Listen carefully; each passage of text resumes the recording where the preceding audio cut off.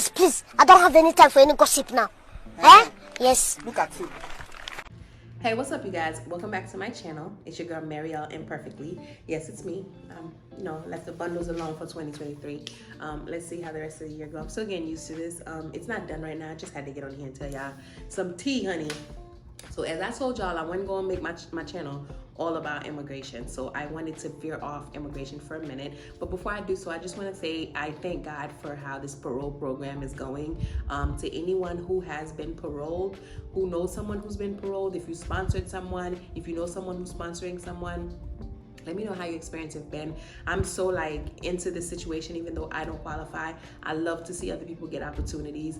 And may your stay be different than mine. May all the good things that America has to offer fall into your lap. Please take advantage of the situation. If you can sponsor someone, do it for God. Do it for just humanity. But anyway, not to go on and on about that, I want to talk about, as per the thumbnail, this topic of the alternate lifestyle that the ladies in DR have to live. Now, I say have to live because while some may enjoy it, I find it to be a necessity for a lot of others. When I first came down, as I told you guys, I thought I was gonna be able to work at some 5-star, resort, all-inclusive, where I was gonna work my way up to the top, and I was gonna just be, in the industry that I love so much, which is hospitality. But God said, that's not what I have for you. You need to figure out another way. And so I fell into the Airbnb thing. Now, I've been asked before, when you say you gotta make ends meet and you gotta do this and do that, what you gotta do? Wink, wink. I'm like, sir, no. What I have had to do is airport runs. Taking people around to go to discos, when they want to go to clubs at night, when they want to go to different restaurants outside of the resorts or outside, the Airbnb area. I do whatever I have to do to make ends meet, literally.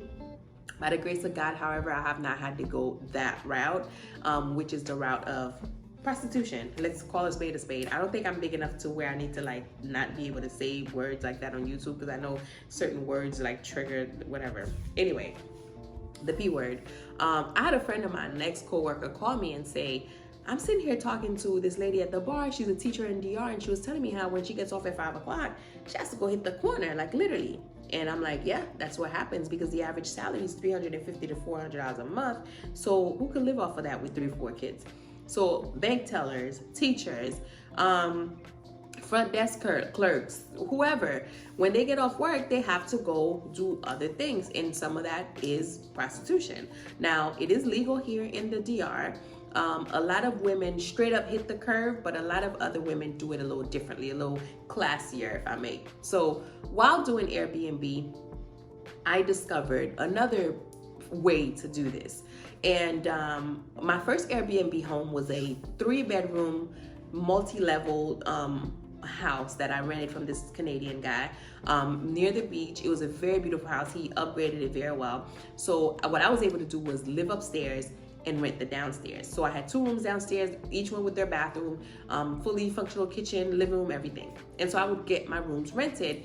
And my very first time seeing this situation was elderly gentleman from Europe, easily in his 70s, and he kept saying, my girlfriend, and he spoke French, and I was, trying to bring him a little wee-wee, and he was saying his girlfriend was coming on the bus. So I was like, okay, so he flew in, but his girlfriend's coming on the bus.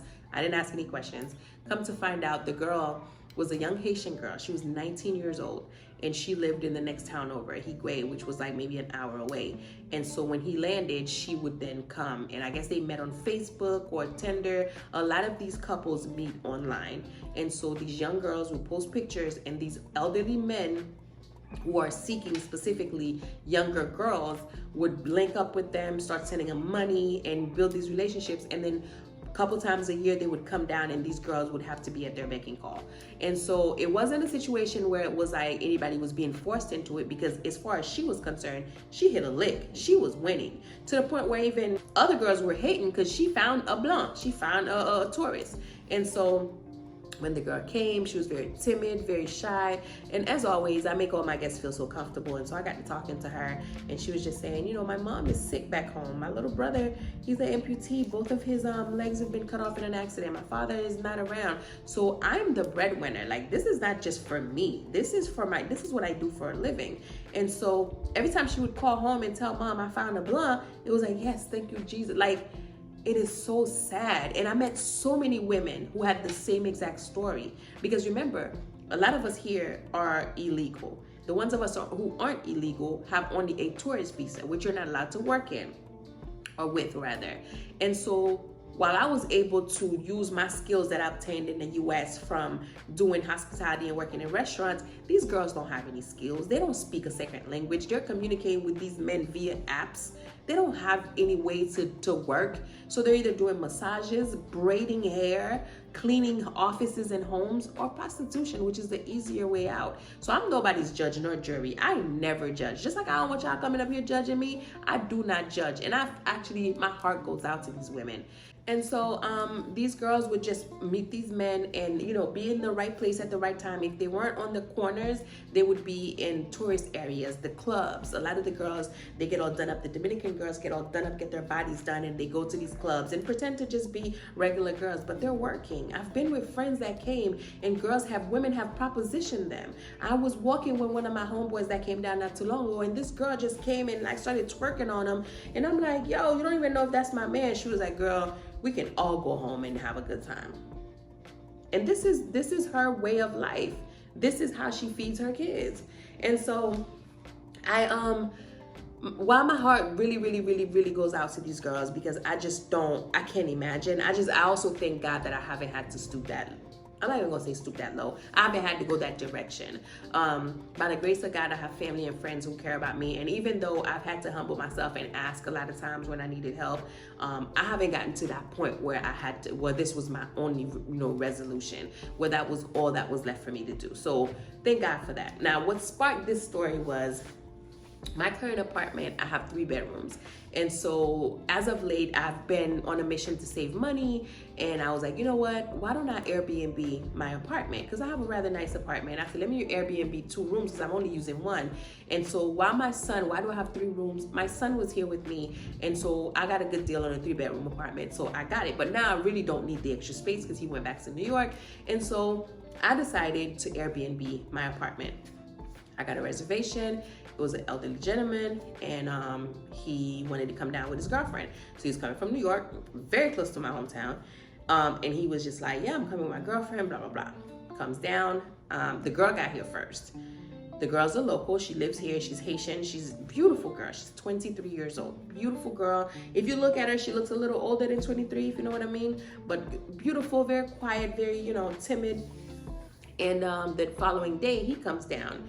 And he basically is an older gentleman who I guess knew her brother, because once we got to know each other, we sat down and we're talking, and I was like, how did you meet him? Because she was telling me how, girl, I can't even wait for him to go back. Like, he is driving me nuts. All he wants to do is, she was just like, I'm tired. Like, my body's exhausted. And I think he's on meds. Like, there's no way a man of his age is doing this. If, we're all adults here.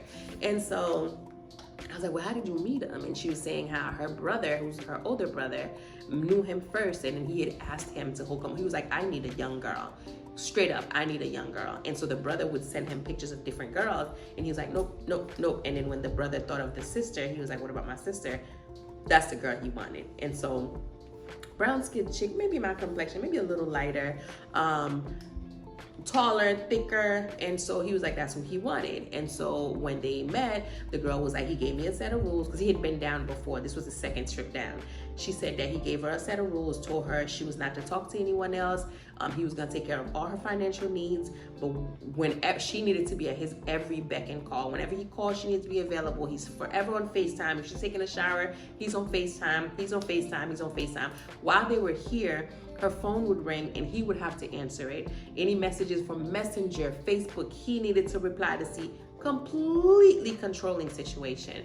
And she was just like, I hate that it's like that, but I can't work. What am I gonna do? And as a matter of fact, people are like, oh girl, you so lucky you got. So she's basically, her mom co-signed. Like, so here, while in America, people are like, I want my daughter to go to school and be independent, Down here, they literally just don't want, that's why when people say island girls are so domesticated, they cook for you, they clean for you, I really believe, and I could be wrong, I really believe that they're raised that way for the purpose of finding someone to like save them. Besides from the culture of that's just how we were raised, but A lot of these girls, what the men love about them is the fact that they clean for them. This girl would get up early in the morning and cook these extravagant meals for this man, and he's sitting at the table like, oh, madame me kon faire manger, like my wife knows how to cook. And he was just so proud to call this 23-year-old his wife.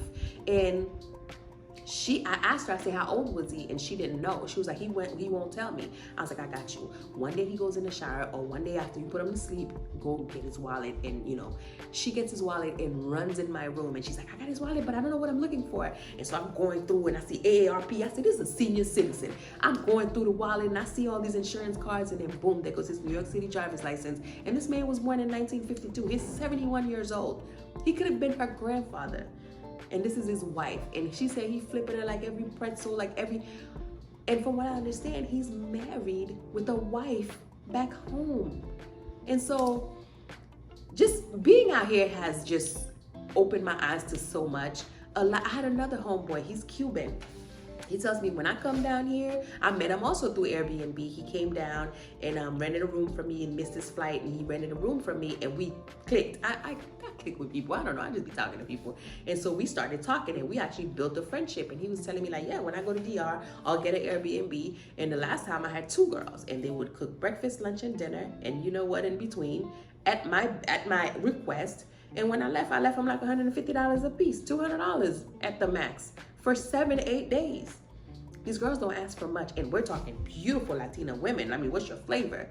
Another hustle like me, if I wanted to get into that domain, would be to find my clients' girls. Like they'll be like, I need a girl that's yay short, yay tall, this size, and I would go out and I would have these connections with these girls, and I'd be like, hey, my friend want to meet you, want to take you on a date, and I would get a percentage off that top.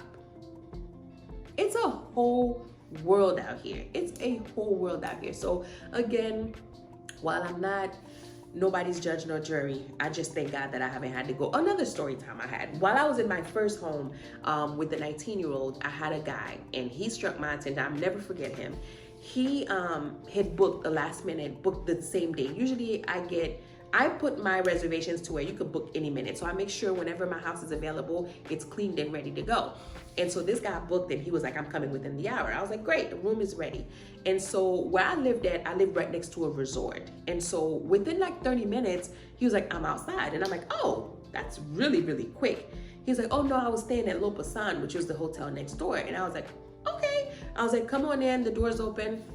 He comes in, he has his Yankee hat on, and I'm like, let me find out, because he was speaking English, and I could spot a New Yorker from a mile away. And I said, let me find out. He was like, yeah, I'm NYPD, as a matter of fact. I'm from the Bronx. I said, are you really? I said, so what's going on? You by yourself? You don't know what's up? Talk to me. I'm nosy, y'all. I'm nosy. And so he's like, no, actually, I'm with a couple homeboys. It's a bachelorette situation, but I had to see my friend. I said, okay, no problem. So within 5 to 10 minutes, a Uber pulls up. This beautiful girl gets out, and she has a bottle of Casamigos with her, and she comes upstairs. I excuse myself automatically. I go upstairs. I see her. I say hello. I go upstairs. So I leave him on the balcony. Then they mosey on to the living room. And next thing I know, they're drinking, they're catching up. Then they go in the room. Within an hour and a half, all right, thank you so much. It was been real. They left. So read between the lines. And so she leaves. I guess he called her an Uber. She leaves.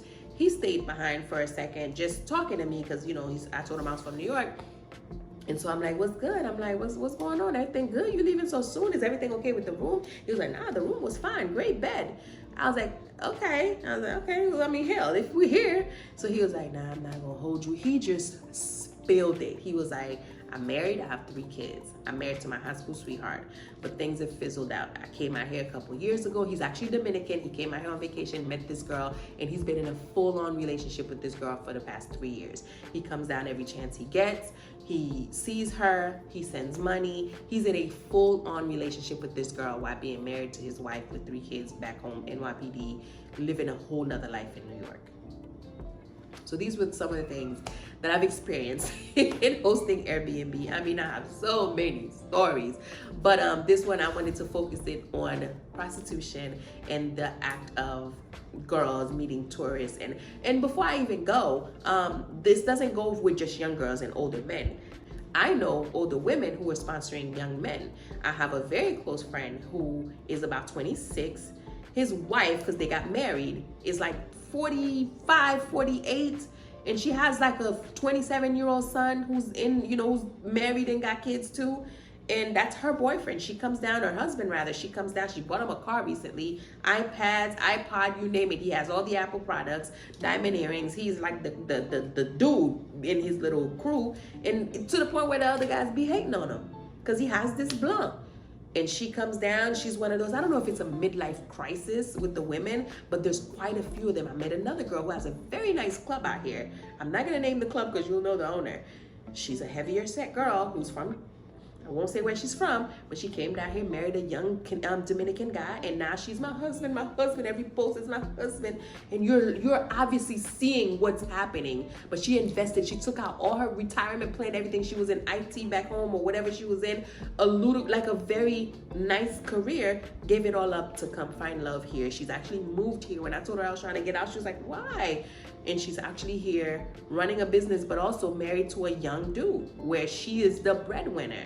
So yeah, just another side of living in DR. I want to give you guys every facet, every aspect of my life here in Dominican Republic. So that is one that is very common. Ask anybody who knows. If you're Dominican and you know anything about this, please let me know. If you're from another island and prostitution is either legal or one of the jobs that girls go to, let me know. Drop that in the comments. I'd love to hear what you guys have to say. And until next time, thank you for watching.